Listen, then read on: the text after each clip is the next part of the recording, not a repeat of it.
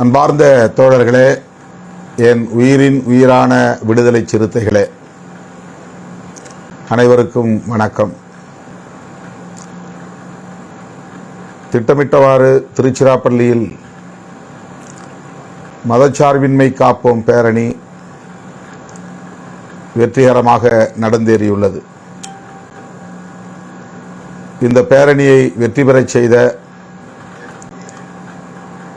என் உயிரின் உயிரான விடுதலை சிறுத்தைகள் அனைவருக்கும்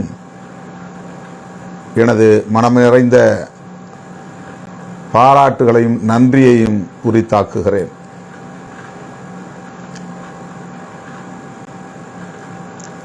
ஒவ்வொரு மாவட்டத்திலிருந்தும் எதிர்பார்த்த அளவில் தோழர்கள் ஆயிரக்கணக்கான வண்டிகளில் இருந்து திருச்சிராப்பள்ளியை நோக்கி அணிவகுத்து வந்த காட்சி கண்கொள்ளா காட்சி. 3 மடங்கு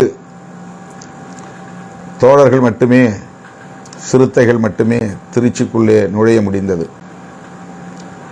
2 மடங்கு சிறுத்தைகள் திருச்சிக்கு வெளியே 20 கிலோமீட்டருக்கு மேல் 4 திசைகளிலும் தேங்கி நிற்கும் நிலை ஏற்பட்டுவிட்டது. இது ஒவ்வொரு பேரணியின் போதும் மாநாட்டின் போதும் நாம் சந்திக்கிற நெருக்கடிதான்.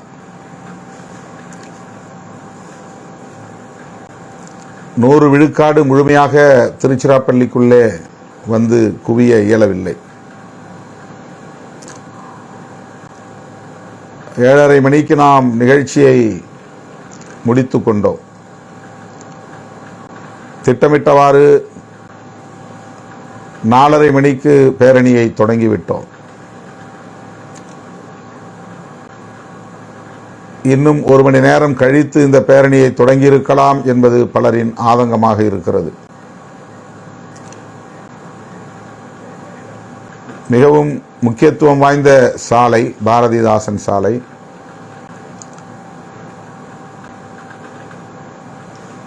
அந்த சாலையில் சிறுத்தைகளுக்கு ஏன் அனுமதி வழங்கினீர்கள் என்று நம்முடைய கொள்கை பகைவர்கள் திருச்சி மாநகர காவல்துறையை கண்டித்திருக்கிறார்கள். காவல்துறைக்கு நாம் முழுமையான ஒத்துழைப்பு நல்குவதாக உறுதியளித்தோம். 4 மணிக்கு தொடங்கி 7 மணிக்கு முடித்து விடுவோம் என்று உறுதியளித்ததன் அடிப்படையில் ஊர்வலம் செல்லுகிற பாதையின் தூரத்தையும் குறைத்து கொண்டோம். உழவர் சந்தையிலே போய் முடிப்பதாக நாம் திட்டமிட்டிருந்தோம்.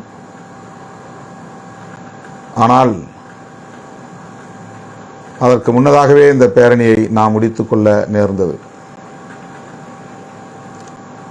மேலும் 1 கிலோமீட்டர் நடந்திருந்தால் உழவர் சந்தையிலே போய் ஒரு பொதுக்கூட்டமாக நாம் நடத்தி இருக்க முடியும். அப்படித்தான் தோழர்கள் எழுதி தந்திருந்தார்கள். காவல்துறைக்கு அனுமதி கேட்டு எழுதியிருந்தார்கள். நான் தான் உழவர் சந்தை வரை போக வேண்டாம், 2 கிலோமீட்டர் தூரத்திலேயே பேரணியை முடித்துக் கொள்ளலாம் என்று முடிவு செய்தேன். இன்னும் 1 கிலோமீட்டர் தூரம் நாம் போயிருந்தால் உழவர் சந்தையிலே பெரிய பொதுக்கூட்டமாக அதை ஒருங்கிணைத்திருக்க முடியும்.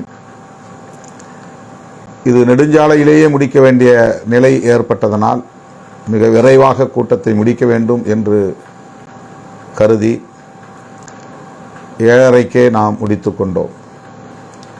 பொதுமக்களுக்கு நேரம் இடையூறு செய்யக்கூடாது என்கிற பொறுப்புணர்வாலும் காவல்துறையினருக்கும் தேவையற்ற நெருக்கடியை தரக்கூடாது என்கிற எச்சரிக்கை உணர்வாலும் நான் தூரத்தை குறைத்து கொள்ள கேட்டுக்கொண்டேன்.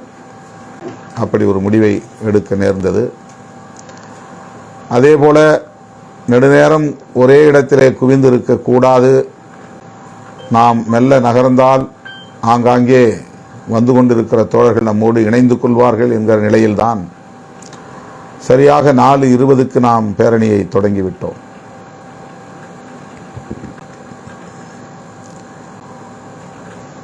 பேரணி மிக விரைவாக முடிந்துவிட்டது. நானும் மிக முன்னதாகவே பேசி முடித்து விட்டேன் என்கிற நிலையில் பேரணியை முடித்த பிறகு ஏறத்தாழ 2 மணி நேரம் நம்முடைய தோழர்கள் உள்ளே வந்து கொண்டே இருந்தார்கள்.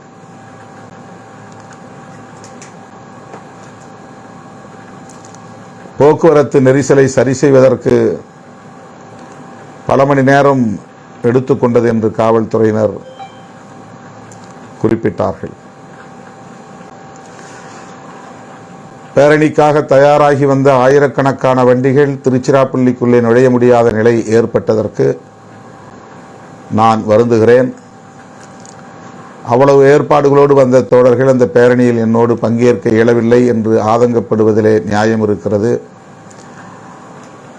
ஆகவே நேரத்தே தொடங்கி நேரத்தே முடித்ததால்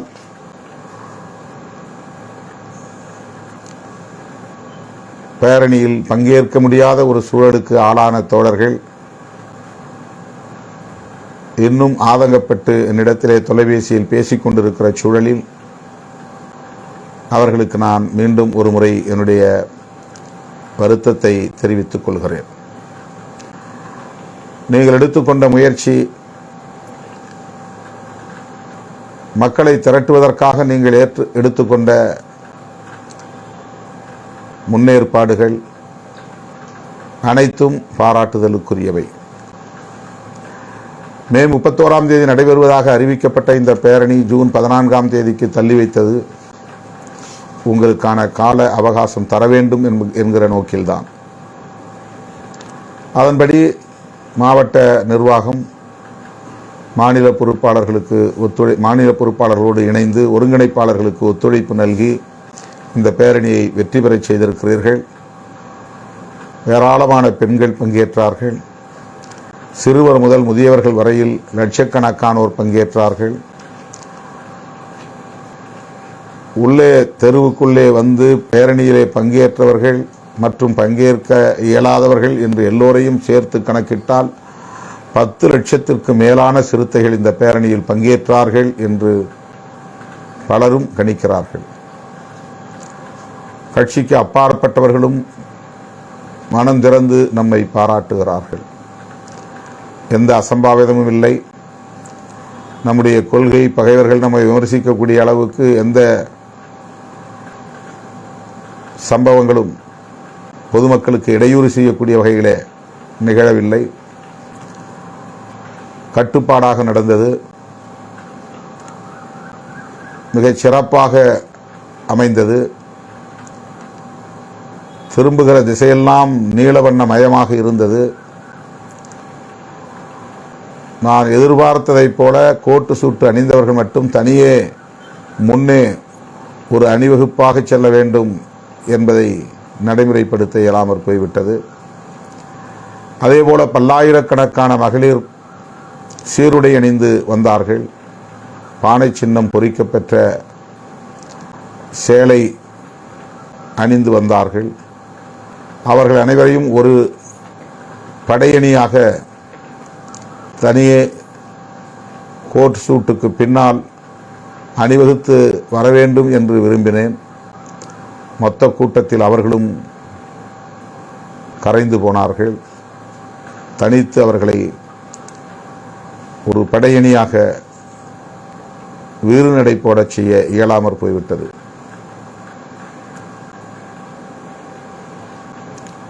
அந்த பேரணியில் பங்கேற்றவர்கள் 80 விழுக்காடு இளைஞர்கள். மிகவும் ஆவேசமாக மொத்த பயணமும் அந்த பேரணியின் தொடக்கத்திலிருந்து முடிகிற வரையில் மொத்த பயணமும் மிக ஆவேசமாக அமைந்திருந்ததை காண முடிந்தது. விடுதலை சிறுத்தைகள் கட்சியின் வரலாற்றில் இது ஒரு மைல்கல். தமிழக அரசியலில் இது ஒரு திருப்பு முனை. இந்திய அரசியலில் இது மிக பெரும் தாக்கத்தை ஏற்படுத்தக்கூடிய உரையாடலை உருவாக்கக்கூடிய ஒரு மகத்தான பதிவு. நான் அழைப்பு விடுக்கும் போதெல்லாம் அதனை வெற்றிகரமாக நடத்தி முடித்து சாதனை படைத்திருக்கிற என் உயிரின் உயிரான விடுதலை சிறுத்தைகள் அனைவருக்கும் நான் இந்த நேரத்தில் என்னுடைய நெஞ்சார்ந்த நன்றியை உரித்தாக்குகிறேன். நான் ஏற்கனவே சொன்னதைப் போல நம்முடைய பலத்தை காட்டி தேர்தல் பேரம் பேசுவதற்காக இதை நாம் ஒருங்கிணைக்கவில்லை, தேர்தலுக்காக அல்ல, தேசத்திற்காக என்று குறிப்பிட்டேன். அதே உணர்வோடு தோழர்கள் வீறுநடை போட்டு வந்ததை கண்டு நான் பெரிதும் மகிழ்கிறேன். நம்மையெல்லாம் மனிதர்களாய் தலைநிமிர வைத்த நம்முடைய மகத்தான தலைவர் புரட்சியாளர் அம்பேத்கர் அவர்கள் இன்று நம்மிடையே இல்லை என்றாலும் கூட அவர் நம்மை வழிநடத்துகிறார். அவருடைய சிந்தனைகள் நம்மை வழிநடத்துகின்றன. அந்த அடிப்படையில் நாங்கள் அம்பேத்கரின் பிள்ளைகள் இதோ வருகிறோம் என்று ஊருக்கு உலகுக்கு உணர்த்தக்கூடிய வகையில் அவரைப் போலவே கோட்டு சூட்டு அணிந்து டை கட்டி கொண்டு திருச்சிராப்பள்ளியின் வீதிகளில் நெஞ்சுயர்த்தி வேறு நடை போட்ட காட்சி அறிவார்ந்த தரத்தில் உள்ள அனைவராலும் வரவேற்கப்படுகிறது, போற்றப்படுகிறது, பாராட்டப்படுகிறது.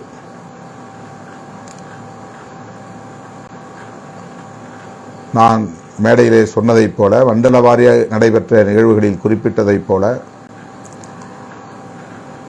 ஆடு மாடு மேய்க்கிற தம்பிகள், கட்டிட வேலை செய்யக்கூடிய தம்பிகள், வாகனங்களை ஓட்டுகிற ஓட்டுநர்களாக இருக்கிற தம்பிகள் என்று பாட்டாளி வர்க்கத்தை சார்ந்த தோழர்கள் அனைவரும்,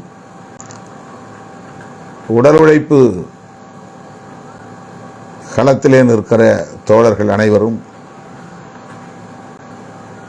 இந்த பேரணியில் கோட்டு சூட்டணிந்து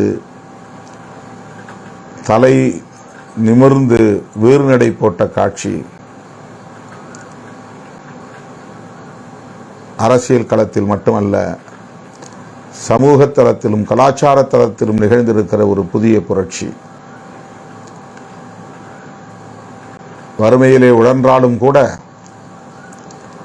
தலைமை எடுத்த முடிவுக்கு கட்டுப்பட வேண்டும். அவர்கள் தலைமை விடுத்த வேண்டுகோளை சிறைமேற்கொண்டு செய்து முடித்தாக வேண்டும் என்று எனது அருமை தோழர்கள், என் உயிரின் உயிரான விடுதலை சிறுத்தைகள் ஒவ்வொருவரும் அதற்கென மெனக்கெட்டு கோட்டு சூட்டு தைத்து புத்தாடை உடுத்திய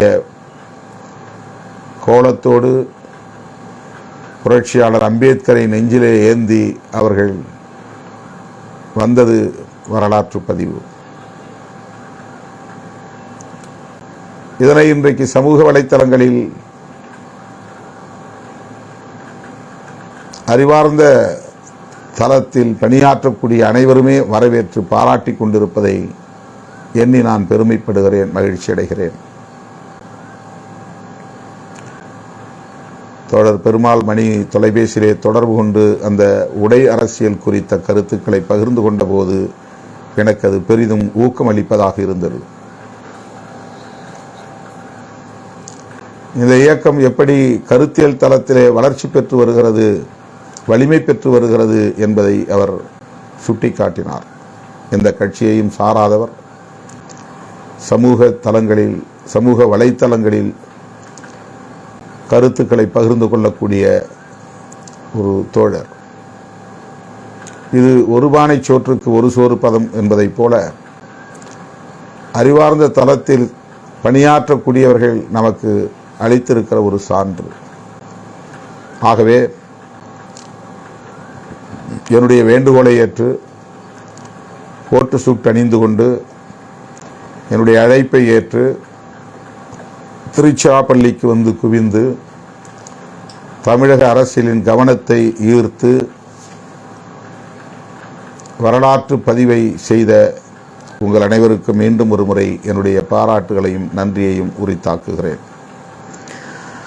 இந்த பேரணி வெற்றிகரமாக நடந்தேறுவதற்கு நாம் பல குழுக்களை அமைத்தோம். அந்த குழுக்களை நான் இந்த நேரத்தில் இந்த குழுக்களை சார்ந்த தோழர்களை பாராட்டவும் நன்றி சொல்லவும் கடமைப்பட்டிருக்கிறேன். மேடையிலே யாரும் ஏறுவதில்லை, யாரும் பேசுவதில்லை. எல்லோரும் தரையிலே நாம் போடப்பட்டிருக்கிற நாற்காலிகளில் அமர்ந்து நான் தீர்மானங்களை படித்த பிறகு பொதுச் செயலாளர்களும் நானும் பேசி முடிப்பது என்று ஏற்கனவே முடிவு செய்திருந்தோம். அதன்படிதான் பொதுச் செயலாளர்கள் மற்றும் நான் சட்டமன்ற உறுப்பினர்களின் சார்பில் ஷானவாஸ் இந்த 4 பேர் மட்டுமே உரையாற்றி முடித்தோம். எனவே அந்த மேடையில் ஒவ்வொரு குழுவை சார்ந்த தோழர்களையும் விழித்து அவர்கள் பெயர்களை சொல்லி அவர்களுக்கு நன்றி சொல்ல இயலவில்லை, பாராட்ட இயலவில்லை. இந்த நேரத்தில் நான் என்னுடைய நன்றியை இந்த குழுக்களை சார்ந்த தோழர்களுக்கு தெரிவித்துக் கொள்ள கடமைப்பட்டிருக்கிறேன். அதற்கு முன்னதாக இந்த பேரணி வெற்றிகரமாக நடந்தேறுவதற்கு ஒத்துழைப்பு நல்கிய காவல்துறை அதிகாரிகள், குறிப்பாக திருச்சி மாநகர காவல் ஆணையர் திருமதி காமினி IPS அவர்களுக்கும் அவருக்கு துணை நின்ற அனைத்து காவல்துறை அதிகாரிகளுக்கும், மாநகராட்சியை சார்ந்த அதிகாரிகளுக்கும், மாவட்ட ஆட்சித்தலைவர் உள்ளிட்ட வருவாய்த்துறை அதிகாரிகளுக்கும் என்னுடைய நன்றியை உரித்தாக்குகிறேன். அதேபோல திருச்சிராப்பள்ளியை சார்ந்த வர்த்தகர்கள், வணிகர்கள், பொதுமக்கள், அரசியல் கட்சிகளை சார்ந்த தலைவர்கள், திருச்சிராப்பள்ளியை சார்ந்த தோழமை கட்சிகளின் முன்னணி தலைவர்கள், அமைச்சர் பெருமக்கள் என்று அனைத்து தரப்பினருக்கும் என்னுடைய நன்றியை உரித்தாக்குகிறேன். இந்த பேரணி வெற்றிகரமாக நடந்தேறுவதற்கு நாம் நியமித்த குழுக்களை சார்ந்த தோழர்கள் ஆற்றிய பணிகள் போற்றுதலுக்குரியவை. குறிப்பாக பேரணி ஒருங்கிணைப்பு குழு கடந்த 10 நாட்களுக்கு மேலாக சிறப்பாக பணியாற்றி இந்த பேரணியை வெற்றி பெற செய்திருக்கிறார்கள். பேரணி ஒருங்கிணைப்பு குழுவை சார்ந்த தோழர்கள் AC Pavarasu, P Aatralarasu, A Balasingham, Vanni அரசு, தகடூர் தமிழ்ச்செல்வன், இளம் சேக்வேரா, கூகா பாவலன், அப்துல் ரஹ்மான், எழில் கரோலின், இரான் அர்ச்சோனை, சங்கத்தமிழன், புனித அரசு, தமிழாதன், தங்கதுரை, பிரபாகரன் ஆகிய தோழர்களுக்கும், விளம்பர குழு ஏராளமான இடங்களில் ஹோர்டிங்ஸ், பெரிய பெரிய விளம்பர தட்டிகளில் நிலையாக வைக்கப்பட்டிருக்கிற விளம்பர தட்டிகளில் நம்முடைய மாநாடு பேரணி குறித்த விளம்பரத்தை சமூக வலைத்தளங்களில், தொலைக்காட்சிகளில் மாநாட்டுக்கு அழைப்பு விடுக்கிற வகையிலே ஏற்பாடு செய்யப்பட்ட விளம்பரங்கள் என்று அதனை சிறப்பாக செய்து முடித்த, குறுகிய கால இடைவெளியில் என்றாலும் கூட வெற்றிகரமாக செய்து முடித்த தோழர்கள், விளம்பர குழுவை சார்ந்த தோழர்கள், சட்டமன்ற உறுப்பினர் SS பாலாஜி, சட்டமன்ற உறுப்பினர் பனையூர் பாபு, சட்டமன்ற உறுப்பினர் ஆலூர் ஷானவாஸ், வழக்குரைஞர் ரஜினிகாந்த், சிபிச்சந்தர் ஆகிய தோழர்களுக்கும் எனது மனமார்ந்த நன்றியை உரித்தாக்குகிறேன். அடுத்து 4 திசைகளிலிருந்து வரக்கூடிய வண்டிகளை முறைப்படுத்தி ஆங்காங்கே காவல்துறையின் வழிகாட்டுதலின்படி மக்களை கொண்டு வந்து ஒரு இடத்திலே இறக்கிவிட்டு மறுபடி கொண்டு போய் அந்த வண்டிகளை எல்லாம் ஒரு இடத்திலே நிறுத்துவதற்கும் பிறகு அந்த இடத்திலிருந்து புறப்பட்டு பேரணி நடந்த இடத்திற்கு வந்து மக்களை ஏற்றி செல்வதற்கும் வழிகாட்டக்கூடிய வகையில் 300 பேர் கொண்ட ஒரு குழு, வாகன கட்டுப்பாட்டு குழு உருவாக்கப்பட்டது.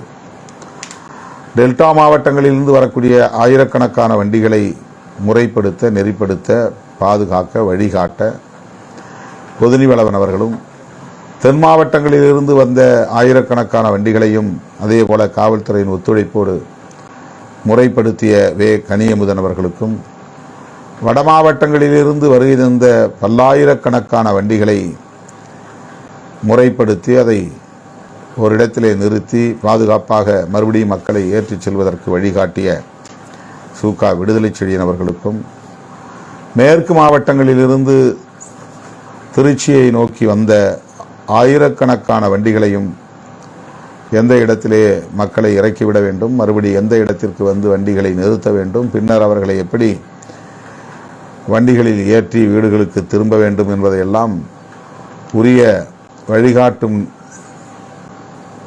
ஏற்பாடுகளை செய்து வெற்றிகரமாக அவர்களை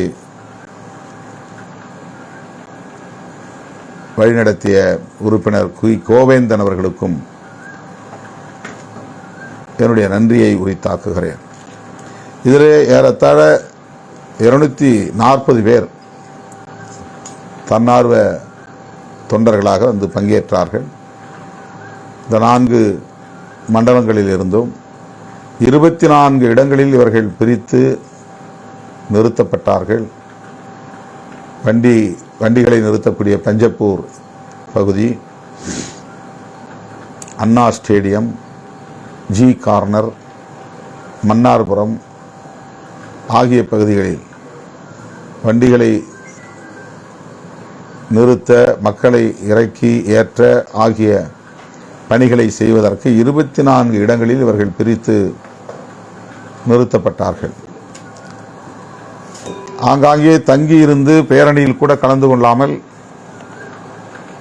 பொதுநீவளவன், கனியமுதன், விடுதலை செழியன், கோவேந்தன் ஆகியோர் இந்த பேரணியில் கூட நம்மோடு சேர்ந்து நடக்காமல் இந்த வண்டிகளை முறைப்படுத்துவதற்கு, வழிநடத்துவதற்கு உரிய பொறுப்புகளை ஏற்றுக்கொண்டு சிறப்பாக பணியாற்றினார்கள். ஆக அந்த வகையிலே வாகன கண்காணிப்பு மற்றும் கட்டுப்பாட்டு குழுவை சார்ந்த அனைவருக்கும் என்னுடைய நன்றியை உரித்தாக்குகிறேன். இவை அல்லாமல் பல பேருக்கு தெரிந்திருக்கலாம், பல பேருக்கு தெரிந்திருக்க வாய்ப்பில்லை. மருத்துவ குழு ஒன்றை நாம் போட்டு ஆம்புலன்ஸ்களை ஏற்பாடு செய்து 3 ஆம்புலன்ஸ் வண்டிகள், 7 ஆம்புலன்ஸ் வண்டிகள் ஏற்பாடு செய்யப்பட்டிருந்தன. அதிலே முதலுதவி செய்வதற்கான அனைத்து மருந்துகளும், காயம் ஏற்பட்டால் கட்டு போடுவதற்கு மற்றும் இதர ஊசி மருந்து போன்றவற்றை எல்லாம் தயார் செய்து வைத்திருந்த மருத்துவர் குழு, மருத்துவர் சேகர், மருத்துவர் ஜான் பூபதி, மருத்துவர் முரளி ஆகியோர் முன்னெடுத்து இந்த பெரும் பணியை, அரும்பணியை மேற்கொண்டார்கள். ஏராளமான மருத்துவர்கள் பங்கேற்றார்கள். அவர்கள் பெயர்கள் ஒவ்வொருவரையும் தனித்தனியே வெளித்திட ஆசை, நேரமில்லை. அந்த பெயர் பட்டியலையும் இப்போதைக்கு பெற முடியவில்லை. அந்த குழுவிலே இடம்பெற்ற மருத்துவர் சேகர், மருத்துவர் ஜான் பூபதி, மருத்துவர் முரளி ஆகியோருக்கு என்னுடைய நெஞ்சார்ந்த பாராட்டுகளையும் நன்றியையும் தெரிவித்துக் கொள்கிறேன். அதேபோல தலைமை நிலையத்திலிருந்து பணியாற்றிய தோழர்கள் பெண்களுக்கான சீருடைகளை முறைப்படி வாங்கி அதை மாவட்ட வாரியாக பிரித்து கொடுத்து, மற்றும் ஸ்டிக்கர்ஸ், இந்த பேரணி தொடர்பாக வாகன ஒட்டிகள் நிறைய நாம் ஏற்பாடு செய்திருந்தோம். அவற்றையெல்லாம் அந்தந்த பகுதிகளுக்கு தேவையான தோழர்களுக்கு கொடுத்து முறைப்படுத்திய தோழர்கள், தலைமை நிலையத்தை சார்ந்த அனைவருக்கும் என்னுடைய நன்றியை உரித்தாக்குகிறேன். அதேபோல மாவட்ட நிர்வாகத்திற்கு முழுமையாக ஒத்துழைப்பு நல்கிய ஒன்றிய நகர பொறுப்பாளர்கள் மற்றும் அந்த பகுதியை சார்ந்த மாநில பொறுப்பாளர்கள், மேலிட பொறுப்பாளர்கள், அதாவது ஒருங்கிணைப்பாளர்கள் அனைவருக்கும் என்னுடைய நன்றியை உரித்தாக்குகிறேன்.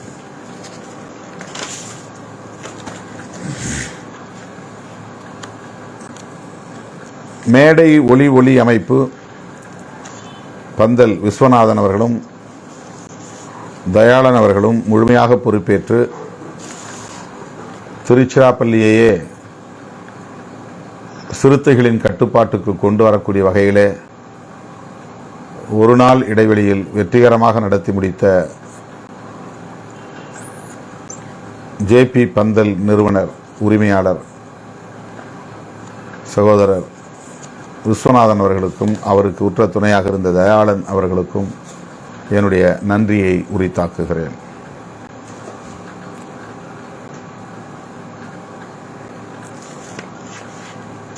அதேபோல அந்த களத்தில் நின்று பணியாற்றிய திருச்சி மாநகர பொறுப்பாளர்கள், எல்லா மாவட்டங்களை சார்ந்த தோழர்கள் பணியாற்றினாலும் கூட பேரணி நடந்தது திருச்சி மாநகரம்.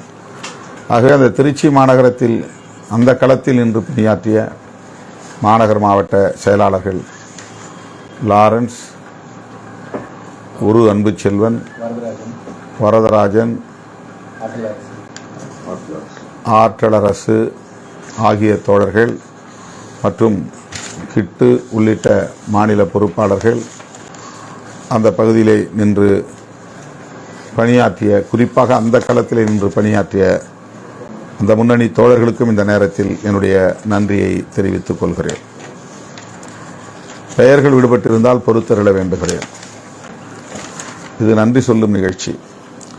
ஊடக ஒருங்கிணைப்பு குழு சஜன்பராஜ், வெளிச்சம் பிரவீன், எழிலிமையன் மற்றும் லைவ் கார்த்திக், குமார், ஈஸ்டர் ஆகிய தம்பிகளுக்கும் இந்த நேரத்தில் என்னுடைய நன்றியை உரித்தாக்குகிறேன். அருமை தோழர்களே, நன்றி சொல்ல புறப்பட்டால் ஒவ்வொருவருக்கும் தனித்தனியே நான் சொல்ல வேண்டும். ஒவ்வொருவருடைய பங்களிப்பும் மகத்தானது. ஒவ்வொருவரும் அவரவர் வலிமைக்கு ஏற்ப மிகச் சிறப்பாக பணியாற்றியதன் விளைவாகத்தான் அனைவரின் கவனத்தையும் ஈர்க்கக்கூடிய வகையில் மிகச்சிறந்த ஒரு பேரணியை, அரசியல் களத்தில் அதிர்வுகளை ஏற்படுத்திய பேரணியை நாம் நடத்தி முடித்திருக்கிறோம். செக்யூலரிசம் என்பது என்ன என்பதை இன்றைக்கு நாட்டு மக்களுக்கு நாம் உணர்த்தியிருக்கிறோம். புரட்சியாளர் அம்பேத்கர் அவர்கள் எந்த நோக்கத்தின் அடிப்படையில் அதனை இங்கே ஒரு கோட்பாடாக முன்னிறுத்தினார், இந்த அரசுக்கு ஒரு மதம் வேண்டாம், நாட்டுக்கு ஒரு மதம் தேவை, நாட்டுக்கு மத அடையாளம் தேவையில்லை என்கிற அடிப்படையிலே அவர் இயங்கியதை இன்றைக்கு மிகப்பெரிய ஒரு தாக்கத்தை ஏற்படுத்தக்கூடிய வகையிலே இந்த பேரணியை நாம் நடத்தி முடித்திருக்கிறோம். 2 முக்கியமான செய்திகளை இந்த பேரணியின் மூலம் நாம் மக்களுக்கு சொல்லியிருக்கிறோம். ஒன்று, மதம் என்பது மக்களுக்கானது, அரசுக்கானது அல்ல. அடுத்து, மதச்சார்பின்மை என்பது ஒரு மதத்திற்கு ஆதரவாக செயல்படுவது கூடாது என்பது மட்டுமல்ல, எந்த ஒரு மதத்திற்கும் எதிராக செயல்படக்கூடாது என்பதும் முக்கியமானது. இதை இந்த பேரணியின் ஊடாக நாம் உறுதிப்படுத்தி இருக்கிறோம். அடுத்து, வக்ஃபு திருத்தச் சட்டமாக இருந்தாலும் குடியுரிமை திருத்தச் சட்டமாக இருந்தாலும் இவை முஸ்லிம்களுக்கு எதிரானவைதான் என்றாலும் முஸ்லிம்களுக்கு மட்டுமல்ல, அடிப்படையில் உள்ளீடாக பார்த்தால் அரசியலமைப்பு சட்டத்திற்கு எதிரானது என்பதை இன்றைக்கு நாம் உறுதிப்படுத்தி இருக்கிறோம். ஆகவே இந்த பேரணி மூலமாக நாம் நாட்டு மக்களுக்கு சொல்ல விரும்பிய செய்தியை மிகப்பெரிய அளவில் மிக அழுத்தமாக நாம் பதிவு செய்திருக்கிறோம். இந்த பேரணியை வெற்றி பெறச் செய்த உங்கள் அனைவருக்கும் என்னுடைய நன்றியை சொல்லுகிற அதே வேளையில், மகிழ்வை பகிர்ந்து கொள்ளுகிற அதே வேளையில், நாம் துக்கத்தையும் பகிர்ந்து கொள்ள வேண்டிய ஒரு நிலை. அந்த பேரணியில் பங்கேற்பதற்காக சிதம்பரம் காட்டுமன்னார்குடி வட்டம் ஏயலூர் கிராமத்திலிருந்து பொதுமக்களோடு வண்டியில் வந்த தம்பி பிரபாகரன், திருமணமாகாத இளைஞர், ஸ்ரீரங்கம் அருகே வந்தபோதே, வண்டியில் இருக்கிற போதே நெஞ்சுவலி வந்து அருகே இருந்த ஒரு தனியார் மருத்துவமனையில் அனுமதிக்கப்பட்டிருக்கிறார். ஆனால் அவர் காலமாகிவிட்டார் என்பது மருத்துவர்கள் பார்த்த பிறகு உறுதிப்படுத்தப்பட்டிருக்கிறது. 29 வயதில் அவருக்கு மாரடைப்பு ஏற்பட்டு காலமாகும் ஒரு துயரம் நிகழ்ந்தது. வேறு எந்த அசம்பாவிதங்கள் நடைபெறவில்லை என்கிற மகிழ்ச்சியில் நாம் இருந்தபோது தம்பி பிரபாகரன் காலமாகிவிட்டார் என்பதை அறிந்து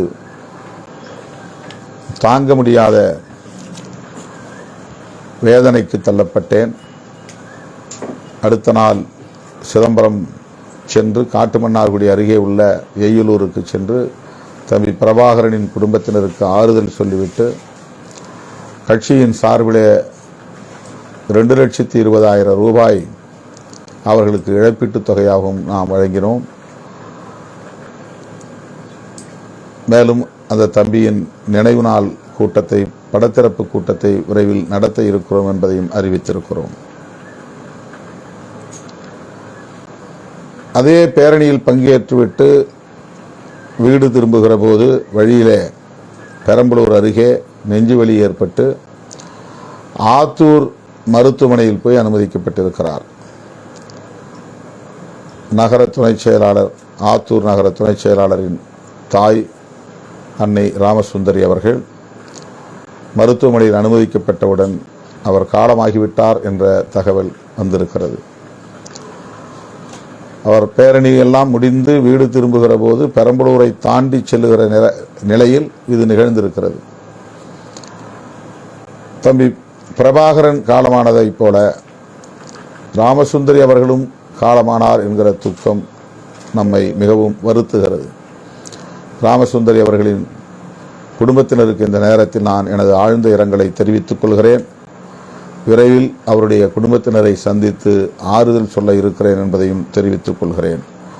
பிரபாகரன் அவர்களுக்கும் ராமசுந்தரி அவர்களுக்கும் இந்த நேரத்தில் லட்சோபலட்சக்கணக்கான விடுதலை சிறுத்தைகளின் சார்பில் எனது செம்மாந்த வீர வணக்கத்தை செலுத்துகிறேன். அவர்களை இழந்து வாடுகிற குடும்பத்தினர் அனைவருக்கும் எனது ஆழ்ந்த இரங்கலையும் தெரிவித்துக் கொள்கிறேன்.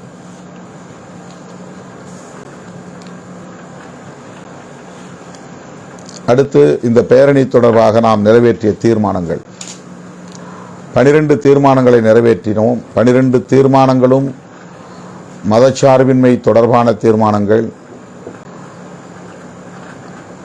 அரசியல் அரங்கை கூர்மையாக கவனிக்க வைத்த தீர்மானங்கள்.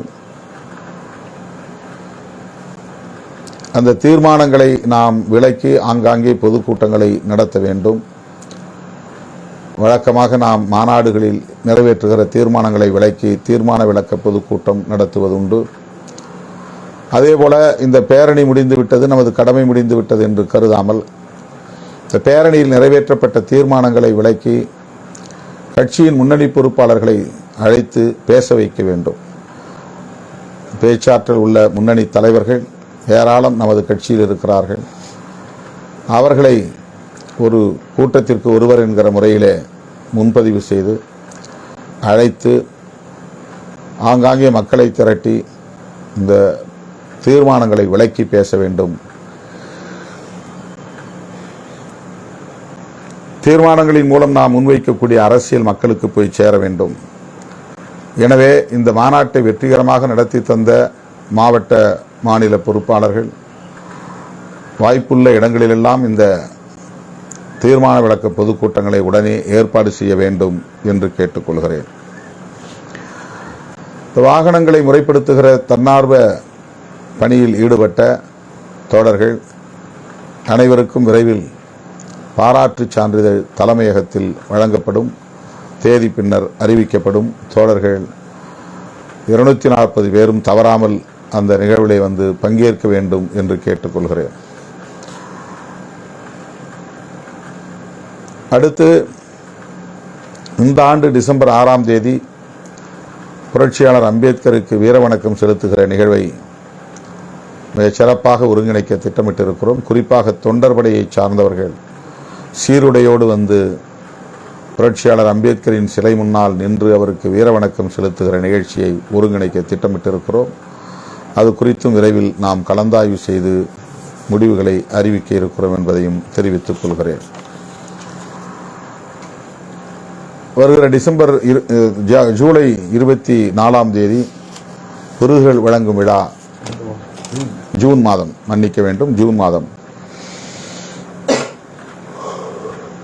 ஏப்ரல் மாதமே நடைபெற்றிருக்க வேண்டிய விருதுகள் வழங்கும் விழா இந்த பேரணியால் தள்ளி வைக்கப்பட்டு தற்போது ஜூன் 24ஆம் தேதி சென்னையில் கலைவாணர் அரங்கில் நடைபெற உள்ளது. விருது பெறும் சான்றோர் ஏற்கனவே யார் யார் என்று அறிவிக்கப்பட்டு விட்டது. அவர்களெல்லாம் வந்து விருதுகளை பெற்றுக்கொள்ள தயாராக இருக்கிறார்கள். அந்த நிகழ்விலும் இயக்கத் தோழர்கள் பெருவாரியாக பங்கேற்று சிறப்பிக்க வேண்டும் என்று கேட்டுக்கொள்கிறேன். கோட்டு சூட்டோடு திருச்சிராப்பள்ளிக்கு வந்த தோழர்களோடு என்னால் இணைந்து ஒரு படம் கூட எடுத்துக்கொள்ள முடியாத நிலை ஏற்பட்டுவிட்டது. எத்தனை ஆயிரம் பேர் கோட்டு சூட்டுகளோடு வந்தார்கள் என்பதை கூட உறுதி செய்ய முடியாத அளவுக்கு திரும்புகிற பக்கமெல்லாம் கூட்டம், பெருந்திரள். ஆகவே வருகிற ஜூன் 24ஆம் தேதி கலைவாணர் அரங்கில் நடைபெறவுள்ள விருதுகள் வழங்கும் விழாவில் பங்கேற்க வருகிற தோழர்கள் அதே கோட்டு சூட்டு உடையணிந்து வர வேண்டும். உங்களோடு சேர்ந்து நான் அதே உடையில் நானும் வருவேன். நாம் அனைவரும் சேர்ந்து அந்த நிகழ்வில்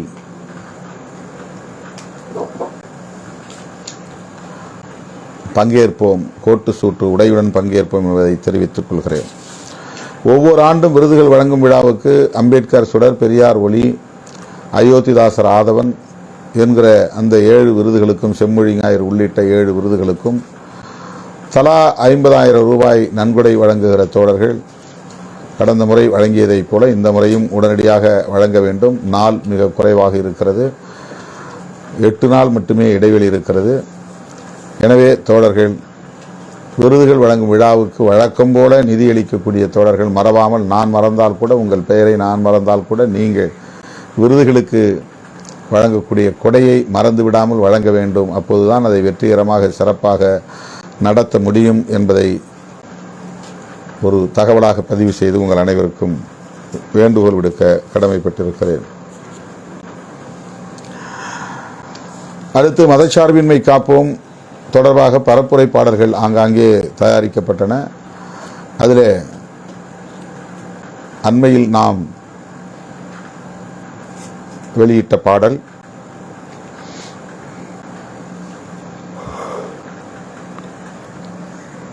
திரைப்பட பாடலாசிரியர், மக்கள் கவிஞர் கபிலன் அவர்கள் எழுதிய பாடல்.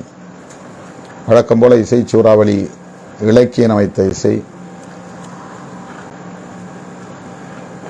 தயாரிப்பு ஈரோடு சாதிக், ஒருங்கிணைப்பு வன்னியரசு. அதேபோல அண்ணன் கவிஞர் இளமாறன் வரிகளில், நந்தா இசையில், கருணா குரலில் மிக சிறந்த ஒரு பாடல் வெளிவந்தது. அதேபோல தம்பி ஆற்காடு கானா கவி,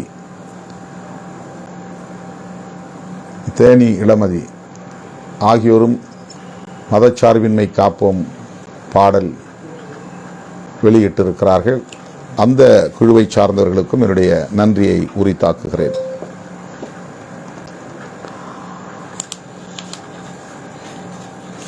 தோழர்களே, நான் தொடக்கத்தில் சொன்னதைப் போல நன்றி சொல்ல தொடங்கினால் பங்கேற்ற லட்சக்கணக்கானவருக்கும் நான் தனித்தனியே நன்றி சொல்ல வேண்டும். அப்படி ஒவ்வொருவரும் ஆற்றிய பங்களிப்பு மகத்தானது. இந்த பேரணி விடுதலை சிறுத்தைகளின் அரசியல் வரலாற்றில் ஒரு மகத்தான பதிவு, என்றென்றும் வரலாற்றில் நிலையாக இருக்கும் ஒரு புரட்சிகரமான நிகழ்வு. தேசிய அளவிலும் சரி, தமிழக அளவிலும் சரி, அரசியலை கருத்தியலாக எப்படி முன்னோக்கி நகர்த்த வேண்டும் என்பதற்கான ஒரு சான்று. மதச்சார்பின்மையை ஆதரிப்பவர்கள், மதச்சார்பின்மையை எதிர்ப்பவர்கள் என்றுதான் மாநில அரசியலாக இருந்தாலும் தேசிய அரசியலாக இருந்தாலும் முன்னெடுத்து செல்ல வேண்டிய தேவை உள்ளது. அப்படித்தான் இங்கே அரசியலும் நிகழ்கிறது என்பதை கூர்மைப்படுத்திய ஒரு நிகழ்வு விடுதலை சிறுத்தைகளின் பேரணி, பெருந்திரள் பேரணி, மதச்சார்பின்மை காப்போம் பெருந்திரள் பேரணி. தீர்மானங்கள் 12 தீர்மானங்கள் தோழர்கள் ஆங்காங்கே அச்சிட்டு மக்களுக்கு விநியோகம் செய்ய வேண்டும். மாவட்ட செயலாளர்கள் உடனடியாக இந்த தீர்மானங்களை டவுன்லோட் செய்து, பதிவிறக்கம் செய்து, உங்கள் மாவட்டத்தின் பெயரை குறிப்பிட்டு துண்டறிக்கைகளை அச்சிட்டு பொதுமக்களுக்கு விநியோகம் செய்ய வேண்டும் என்கிற வேண்டுகோளையும் நான் இந்த நேரத்தில் முன்வைக்க கடமைப்பட்டிருக்கிறேன்.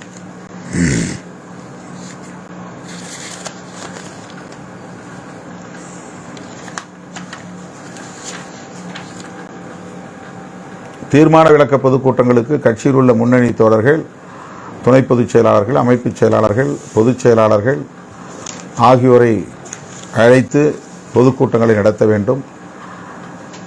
ஏதேனும் ஒரு நிகழ்வில், தீர்மான விளக்க பொதுக்கூட்ட நிகழ்வில் 1 அல்லது 2 நிகழ்வுகளில் நான் பங்கேற்க எண்ணியுள்ளேன். அதற்கு உரிய அறிவிப்பை விரைவில் செய்வோம் என்பதையும் இந்த நேரத்தில் தெரிவித்துக் கொள்கிறேன். மகத்தான வெற்றியை தந்த என் உயிரின் உயிரான விடுதலை சிறுத்தைகள் அனைவருக்கும், ஒத்துழைப்பு நல்கிய அனைவருக்கும் மனம் நிறைந்த நன்றியை மீண்டும் ஒரு முறை உரித்தாக்கி முடிக்கிறேன். நன்றி, வணக்கம்.